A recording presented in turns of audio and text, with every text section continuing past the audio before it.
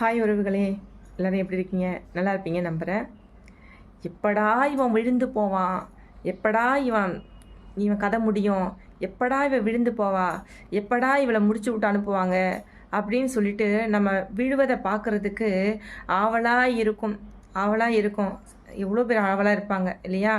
நம்ம கூட பழகினவங்களாக இருக்கலாம், நம்மளை தெரிஞ்சவங்களாக இருக்கலாம், நம்ம சொந்தங்களாக இருக்கலாம், நம்ம பந்தங்களாக இருக்கலாம், நம்ம ரத்த உறவுகளாக கூட இருக்கலாம். ஏன்னா இப்படிப்பட்ட உறவுகள் மத்தியில் நம்ம விழுந்துடக்கூடாது அப்படின்றதுக்காக ஒரு சில பேர் கடவுள் அனுப்பி வைப்பார். கை தூக்கி உதவுவதற்கு கடவுள் நம்மளுக்கு ஆயத்தப்படுத்தி வச்சுருப்பார். அப்படிப்பட்ட உறவுகள் கிடைச்சா கண்ணுக்கு தெரியாத அந்த உறவுகள் அவங்க நல்லா இருக்கணும், அவங்க விழுந்துடக்கூடாது, ஒரு நாள் அவங்க விழுந்துடக்கூடாது, சோர்வாயிடக்கூடாது, அவங்க இன்னும் முன்னோக்கி நடக்கணும் அப்படின்னு சொல்லிட்டு நம்ம நலன் மேலே அக்கறை உள்ளவங்க சில பேர் இருப்பாங்க இல்லையா? அவங்க கண்ணுக்கு தெரிஞ்சவங்களாகவும் இருக்கலாம், இல்லை கண்ணுக்கு தெரியாமல் கூட நம்மளுக்கு ஹெல்ப் பண்ணலாம். இப்படிப்பட்ட உறவுகளை நம்ம எப்படி பார்க்கணுன்னா தெய்வங்களை தான் பார்க்கணும்.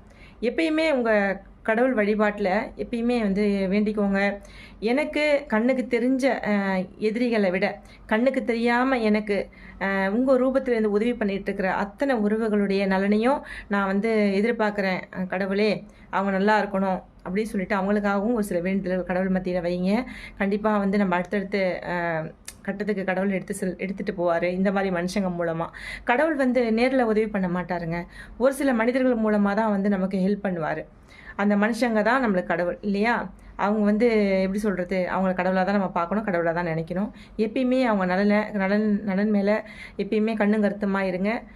உங்கள் தெய்வ வழிபாட்டில் அவங்கள மேலானவங்களாக வைங்க. நம்ம சிறந்து விளங்குவதற்கு இது ஒரு நல்ல ஒரு எப்படி சொல்கிறது, ஒரு வழிகாட்டியாக இருக்கும். நன்றி, வணக்கம்.